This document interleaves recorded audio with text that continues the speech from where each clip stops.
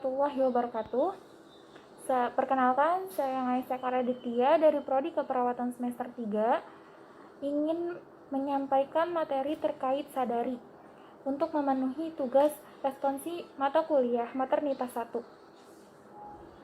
Langsung saja, pemeriksaan payudara sendiri yang biasa dikenal atau disingkat dengan sadari adalah usaha atau cara pemeriksaan payudara secara teratur dan sistematik yang dilakukan oleh seorang wanita ataupun pria itu sendiri yang merupakan bagian tidak terpisahkan dari program screening atau deteksi dini. Nah, terkait dengan definisi sadari juga sama, yaitu pemeriksaan yang dilakukan sebagai deteksi dini kanker payudara. Lalu, pemeriksaan payudara sendiri atau sadari ini bisa dilakukan di depan cermin, dalam posisi berdiri ataupun berbaring. Kemudian, sadari ini akan dilakukan seperti pengamatan, perabaan, atau palpasi secara sistematik. Nah, selanjutnya kenapa sih sadari ini menjadi penting? Karena kita semua mengetahui bahwa tumor atau kanker payudara itu adalah permasalahan yang sangat tinggi, khususnya kebanyakan untuk kalangan para wanita.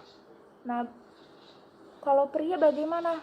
Pria bisa terkena kanker payudara itu hanya sangat minim, sangat kecil untuk terkena kanker payudara. Nah, selanjutnya tujuan sadari. Tujuan sadari adalah untuk mendeteksi adanya kelainan atau ketidaknormalan pada payudaranya. Nah, yang banyak kita temui yaitu adalah adanya kanker payudara.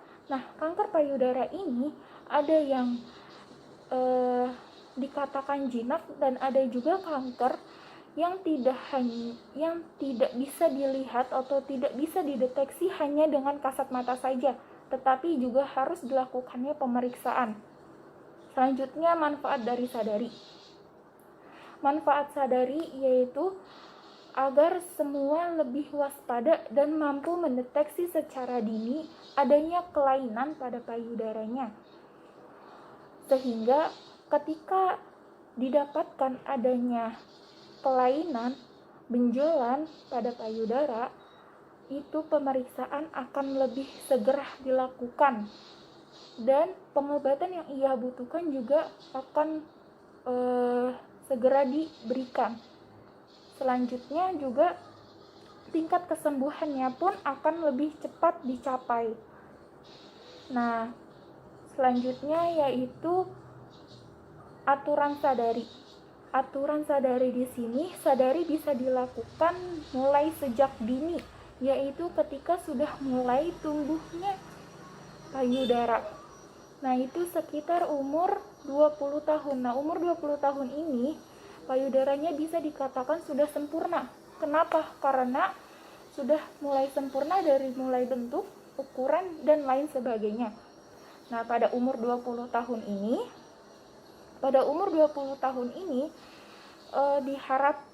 dianjurkan untuk melakukan pemeriksaan secara rutin. Nah, pemeriksaan sadari ini dilakukan 1 bulan 1 kali. Nah, lebih tepatnya yaitu 1 minggu setelah menstruasi, karena itu adalah waktu yang sangat efektif. Di sini saya akan menjelaskan sedikit mengenai kanker payudara. Kanker payudara adalah keganasan yang berasal dari saluran kelenjar payudara dan jaringan penunjang payudara, tetapi bukan kulit payudaranya. Selanjutnya kita ke gejala-gejala kanker payudara. Ada beberapa gejala kanker payudara, yaitu yang pertama ada payudara yang tidak simetris atau asimetris. Terus yang kedua, perubahan bentuk atau ukuran pada payudara. Yang ketiga, terdapat benjolan pada payudara. Yang keempat, nyeri pada payudara. Yang kelima, terdapat atau keluarnya cairan yang tidak normal pada puting susu. Cairan itu bisa berupa nanah, darah, ataupun cairan encer. Nah, selanjutnya kita ke faktor-faktor resiko kanker payudara. Nah, ada beberapa faktor resiko kanker payudara. Yang pertama itu ada menginjak usia lanjut. Nah, ini rentan terkena kanker payudara menginjak usia lanjut ini. Nah, terus yang kedua adalah sudah pernah menikah tetapi tidak mempunyai anak. Yang ketiga, tidak pernah menyusui. Nah, ini juga salah satu faktor resiko rentan terkena kanker payudara. Terus yang keempat, mengkonsumsi obat-obatan yang mengandung hormon estrogen dalam jangka waktu panjang. Contohnya pil KB hormonal. Nah, terus yang kelima itu paparan sinar radioaktif. Yang keenam, terlalu mengkonsumsi alkohol. Terus yang ketujuh yaitu merokok dan lain sebagainya. Masih banyak lagi faktor-faktor resiko terjadinya kanker payudara. Cukup sekian dari saya, kurang lebihnya saya mohon maaf. Bagaimana cara melakukannya? Yang pertama, cuci tangan dengan sabun dan air mengalir dengan metode cuci langkah. Yang kedua, tinggalkan atau lepas seluruh pakaian bagian atas. Yang ketiga, perhatikan payudaramu di cermin dengan posisi kedua lengan lurus ke bawah. Hal-hal yang perlu diperhatikan.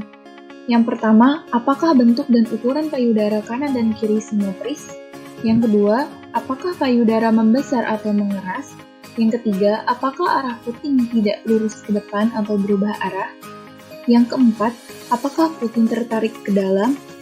Yang kelima, apakah puting atau kulit ada yang lecet? Yang keenam, apakah ada perubahan warna kulit? Yang ketujuh, apakah permukaan kulit ada kerutan atau cekungan? Yang keempat, dengan kedua siku mengarah ke samping, tekanlah telapak tangan kamu yang satu kuat-kuat pada yang lain. Cara ini akan menegangkan otot-otot dada kamu dan perubahan seperti cekungan dan benjolan akan lebih kelihatan. Nah, yang kelima, lakukanlah pada kedua payudara. Pencetlah pelan-pelan daerah sekitar puting dan amatilah apakah keluar cairan yang tidak normal. Selanjutnya, yang keenam, berbaringlah dengan tangan kanan di bawah kepala. Yang ketujuh, letakkan bantal kecil di bawah punggung kanan. Yang kedelapan, rabalah seluruh permukaan payudara kanan dengan gerakan perhatikan bila ada benjolan yang mencurigakan. Selanjutnya, cara meraba. Rabalah dengan 3 ujung jari tangan yang dirapatkan. Lakukan gerakan memutar dengan tekanan lembut tetapi mantap, dimulai dari pinggir dengan mengikuti arah putaran jarum jam. Selanjutnya, lakukanlah yang sama seperti di atas, tetapi dengan tangan kiri di bawah kepala, sedangkan tangan kanan meraba payudara kirinya. Jazakumullahu khairan. Wassalamualaikum warahmatullahi wabarakatuh.